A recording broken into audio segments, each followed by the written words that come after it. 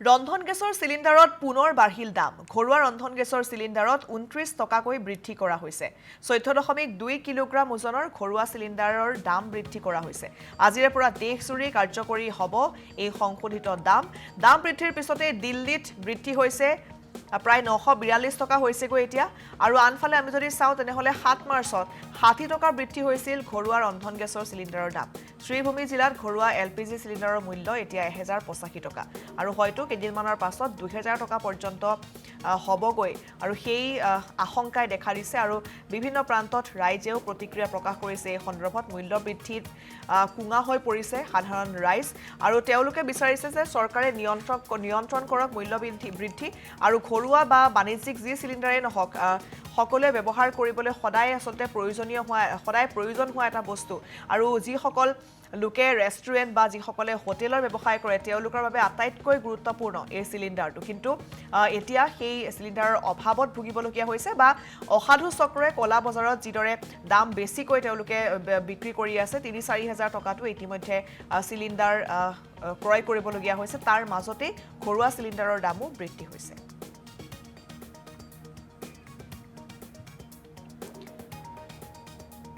আমি আপোনালোকক চামগুৰিত আচলতে চিলিণ্ডাৰৰ নাটনি বা চিলিণ্ডাৰৰ এই দাম বৃদ্ধিৰ পাছত কেনেধৰণৰ প্ৰতিক্ৰিয়া আমি জনাবলৈ চেষ্টা কৰিম। আমাৰ সাংবাদিক অভিজিত আছে আৰু অভিজিতে আমাক দেখুৱাব। আৰু ইতিমধ্যে আজিৰ দিনত দেখিবলৈ পোৱা গৈছে যে পুনৰ বৃদ্ধি হ'ল ৰন্ধন গেছৰ মূল্য। আজিৰ দিনটোত ২৯ টকাকৈ ইতিমধ্যে ঘৰুৱা চিলিণ্ডাৰৰ মূল্য বৃদ্ধি হৈছে। এই মুহূৰ্তত মই চামগুৰিৰ স্থিত যিটো গেছ এজেঞ্চি সেই গেছ এজেঞ্চিত উপস্থিত আছোঁ। দেখিবলৈ পোৱা গৈছে যে আজিৰ দিনটোত যিহেতু ২৯ টকাকৈ ইতিমধ্যে দাম বৃদ্ধি হৈছে আৰু বিশেষকৈ মাধমাৰ দিছে এইখন চৰকাৰে, বৰ্তমান চৰকাৰখনে ইতিমধ্যে সাধাৰণ ৰাইজক পুনৰ মাধমাৰ খোৱা দেখিবলৈ পোৱা গৈছে। প্ৰতিবিধ সামগ্ৰীৰ দাম যিহেতু বৃদ্ধি পাইছে তাৰ মাজতে এনেদৰে দেখিবলৈ পোৱা গৈছে যে ৰন্ধন গেছৰ মূল্য আজিৰ দিনটোত যদি আমি কওঁ সামগ্ৰীত আজি বিশেষকৈ ১,০১৪ টকা ইতিমধ্যে দাম বৃদ্ধি হৈছে আৰু ২৯ টকাকৈ যিহেতু দাম বৃদ্ধি হৈছে যথেষ্ট সাধাৰণ ৰাইজৰ মাজত যথেষ্ট প্ৰতিক্ৰিয়াৰ সৃষ্টি হৈছে। যথেষ্ট ক'ব লাগিব যে এক সমস্যা সৃষ্টি হৈছে। বাইদেউ চিলিণ্ডাৰ দিব আহিছিলে, আজি দাম বাঢ়িছে, কি ক'ব? কি কম, বেছি দাম বঢ়াৰ কাৰণে বেয়া লাগিছে আৰু। দাম বাঢ়িছে এতিয়া হয়। কি ক'ব, চৰকাৰে কি আহ্বান জনাব? কম দাম হ'লে ভাল হয় আৰু। আৰু লোক আছে, দাদা কি ক'ব? যিহেতু দাম যথেষ্ট বৃদ্ধি পাইছে, অত্যাৱশ্যকীয় সামগ্ৰীৰ দাম বৃদ্ধি পাইছে, তাৰপিছত এতিয়া পুনৰ আকৌ আজি ৰন্ধন গেছৰ ঘৰুৱা চিলিণ্ডাৰৰ দাম আকৌ পুনৰ বৃদ্ধি হ'ল, কি ক'ব? বৃদ্ধি হোৱাটো আমাৰ অসুবিধা হৈছে। আমি সাধাৰণ মানুহ, খেতি বাতি কৰি খাওঁ, গতিকে দামটো কম হ'লে আমাৰ কাৰণে বহুত সুবিধা হয়। লাহে লাহেতো এতিয়া ১,০০০ খৰচ কৰি দিলে, গতিকে গেছৰ দামো বাঢ়ি গ'ল। খালি গেছ বুলি নহয়, যিকোনো বস্তু বজাৰত গ'লেতো আমি পাকঘৰৰ বস্তু কিনিবই নোৱাৰো, এনেকুৱা অৱস্থা হৈছে এতিয়া। গতিকে আমাৰ ফালে যদি চৰকাৰ অকণমান চায় তেতিয়া আমাৰ সুবিধা হ'ব আৰু। এতিয়া আমি চৰকাৰক, নতুন চৰকাৰ হৈছে, আমি অনুৰোধ জনালো যাতে পেট্ৰল ডিজেলৰ মূল্য যথেষ্ট বৃদ্ধি পেট্ৰল ডিজেলৰ পেট্ৰলৰ দাম বাঢ়িল। আমি খেতি পথাৰ কৰো, মেচিনৰ তেল লাগে, ডিজেল, এইটোৰো দাম বাঢ়িল।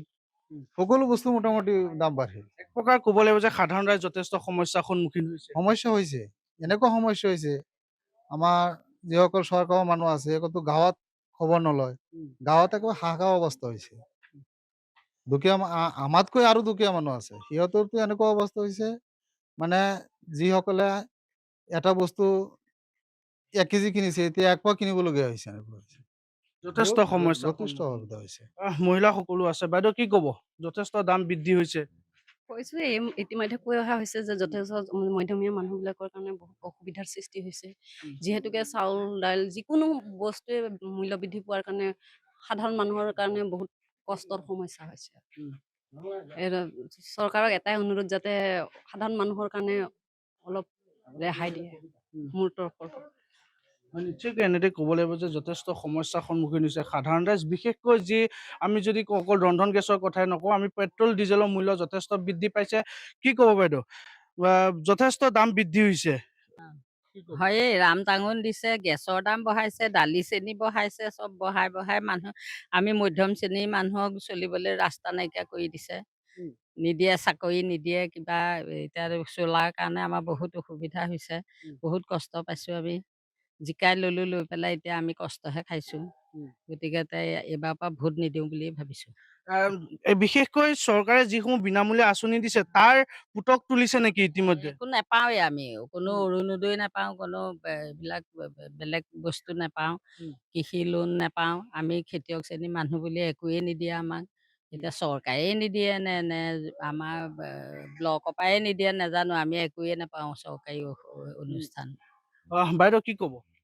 ময়ো সেই একেই আৰু কিনো কিমান কম আৰু কিমান চিঞৰিম মানুহক ন একেই আৰু চব ফালে মানে বিদংশনা হৈ গৈছে মানুহ আৰু গতি নাই আৰু যাওঁ বুলি ক'লেকো যাবও নোৱাৰি, খাওঁ বুলি খাব নোৱাৰি, ল'ৰা ছোৱালীক ভাল বস্তু এটা দিব নোৱাৰি।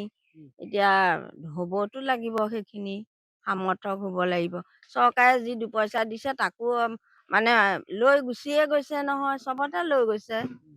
চাউলকেইটা দিলেইতো নহ'ব, কণ্ট্ৰলৰ চাউলকেইটা দিছে, কিন্তু তাৰ বিনিময়ত তাৰ লগত খাবলৈতো এতিয়া পিঁয়াজৰ দাম, নিমখৰ পেকেটটোৰ দাম বাঢ়িছে, আৰু কি বাঢ়িবলৈ বাকী আছে আৰু যথেষ্ট সমস্যা যথেষ্ট সমস্যা হৈছে। এতিয়া তাৰ বাদে উপায় নাই আৰু। হয়, নিশ্চয়কৈ আমি ইতিমধ্যে কৈছোঁ যে যি অত্যাৱশ্যকীয় যি সামগ্ৰীৰ যি মূল্য বৃদ্ধি হৈছে আৰু সেই মূল্য বৃদ্ধিয়ে যেন এতিয়া এক প্ৰকাৰে সাধাৰণ ৰাইজক মাধমাৰ খুৱাইছে। আৰু বিশেষকৈ ক'ব লাগিব যে আজিৰ দিনত যদি আমি কওঁ, আজিৰ দিনত ৰন্ধন গেছৰ মূল্য প্ৰায় 29 টকাকৈ, যি ঘৰুৱা চিলিণ্ডাৰৰ মূল্য 29 টকা বৃদ্ধি পাইছে, আৰু যাৰ বাবে ইতিমধ্যে ৰাইজ পুনৰ এক হাৰাশাস্তিৰ সন্মুখীন হ'বলগীয়া হৈছে, ৰাইজ সমস্যাৰ সন্মুখীন হ'বলগীয়া হৈছে। আৰু এয়া চামগুৰিৰ পৰা ইতিমধ্যে আমি ৰাইজৰ প্ৰতিক্ৰিয়া আপোনালোকক জনাইছোঁ। বিভিন্ন প্ৰান্তত সাধাৰণ শ্ৰেণীৰ যিসকল লোক আছে তেওঁলোকৰ প্ৰতিক্ৰিয়া আমি জনাইছোঁ।